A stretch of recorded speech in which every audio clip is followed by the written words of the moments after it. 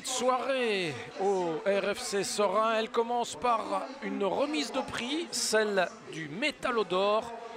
Le meilleur joueur selon les supporters cérésiens qui ont élu Iboufaï, un prix qu'il reçoit des mains de Grégory Duffer avant une rencontre dans laquelle on espère le voir marquer une fois qu'il sera évidemment monté sur le terrain puisqu'il débute la rencontre sur le banc.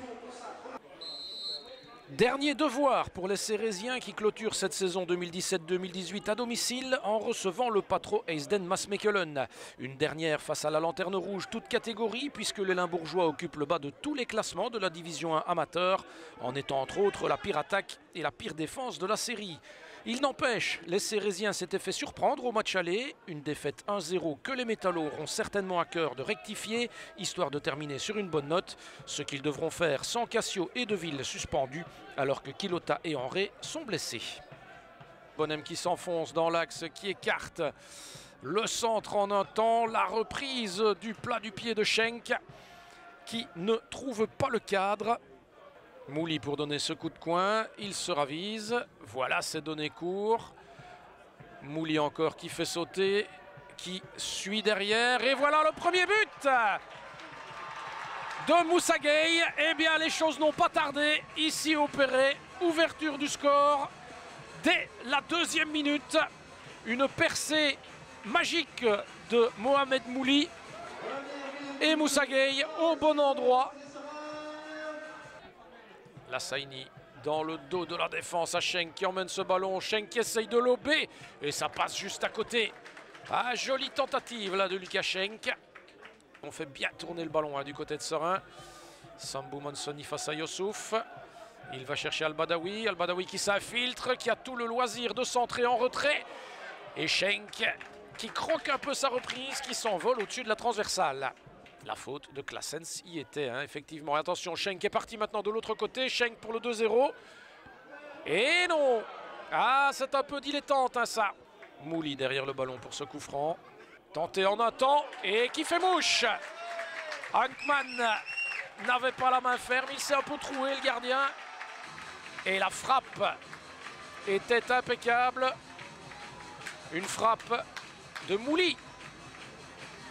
Mouli derrière ce ballon qui l'envoie sur la tête de Pierrot et la sortie de Hankman un peu maladroite. Ruben Kouga. Willemans, la passe est interceptée et Moussa Gueye est parti. Moussa Gueye est parti pour le 3-0 et voilà. Grosse erreur au niveau de la relance du patron de Maasmechelen et cela se paye cash, surtout quand celui à qui le ballon échoua s'appelle Moussa Gueye. Deuxième but pour lui ce soir. Et 3-0 pour Sorin. Mouli au coup de coin. Ballon dans le petit rectangle. La reprise de Bonhomme est contrée. Al-Badawi, Al-Badawi, la frappe. Al-Badawi qui récupère ça encore. Et qui va décrocher la toile d'araignée de la lucarne. C'est magnifique. La manière dont il est allé placer ce ballon. Avec puissance de surcroît. Et voilà le 4-0 qui tombe à 2 minutes de la mi-temps. Willemans qui fait sauter. Sambou Monsoni qui regardait. La récupération maintenant d'Allegria. Allegria la frappe. Et la prise de balle de Djoujou qui se couche pour la première fois. Tout juste avant de rentrer au vestiaire. Willemans derrière ce ballon. Il le délivre tendu. La défense, la frappe et l'arrêt de Mignon. Eh bien, dites-moi, autant Djoujou n'a pas eu grand-chose à faire en première période, autant Mignon est mis à contribution dès le début de la deuxième période. Et la récupération de Lassaini derrière. Mouli en 1-2 avec Schenk. Mouli qui récupère, qui centre en un temps. Gueye, oh, il était temps là que Chiarelli dégage ce ballon devant Moussa Gueye. Mignon, le long ballon en direction d'Iboufaï pour lancer Sami Lassaini. Lassaini, oh non, c'est sur Hankman. Willemans. Willemans cherche Allegria et qu'il le trouve. Et il n'était pas hors jeu cette fois-ci. Attention parce que Gronski est là au deuxième poteau, il l'a vu. Et Mignon aussi qui se couche sur ce ballon. Willemans qui remonte ce ballon. Et qui essaye de mettre Allegria sur orbite. Pierrot qui touche, Allegria qui lobe, et c'est au-dessus.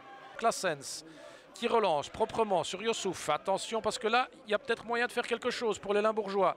Choukri et Bonhomme, et il passe quand même Youssouf. Youssouf, est-ce qu'il va aller au bout?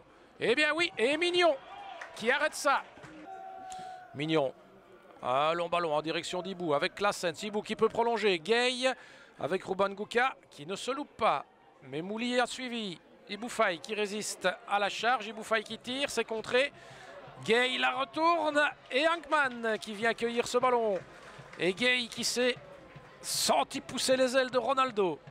Mouli pour le coup franc. Est-ce qu'il peut nous remettre le même, Mouli? Il le met premier poteau, c'est prolongé. Et Ibou Faye n'a plus. Oh, il était hors jeu. Ah, c'est malheureux parce que je pense que si Ibou Faye ne touche pas ce ballon, c'est 5-0. Alors, petit conciliabule entre l'arbitre et son assistant. Quelle va être la décision? Eh bien voilà, le 5-0 est entériné. Le coup franc de Mouli, prolongé dans le but. Willemans qui rentre dans le jeu. Ça ne lui réussit pas de partir pied droit, lui. Et le pied gauche est quand même vachement meilleur hein, quand on voit la frappe qu'il met avec ce pied-là. Et qui pousse encore une fois Mignon à la parade. Et monsieur Federico qui ne prolonge pas et qui met un terme aux souffrances du patron Maasmechelen. Le RFC Serein souhaitait faire plaisir à ses supporters pour cette dernière rencontre face à la Lanterne Rouge. Et il l'a fait. Mission accomplie pour les Métallos. C'était notre objectif, c'était de finir sur une victoire ici, qui plus est à 5-0. Donc maintenant, c'est dommage pour les jeunes de Patro parce qu'ici il y avait beaucoup de jeunes et ils sont donnés à fond, qui ont été vite découragés. Mais bon, ici ça fait partie de leur apprentissage et maintenant courage à eux pour le reste, quoi. Les adultes nous ont coachés toute l'année, on a essayé d'acquérir le plus d'expérience possible parce que cette année c'était une année bonus. Hein. Je ne m'attendais pas à jouer tous les matchs. Et surtout à faire une bonne saison comme ça avec l'équipe. On n'attendait pas d'être 5e ou 6e, mais vu qu'avec le travail qu'on a fait, si on débutait comme ça, je crois qu'on aurait les trois premiers.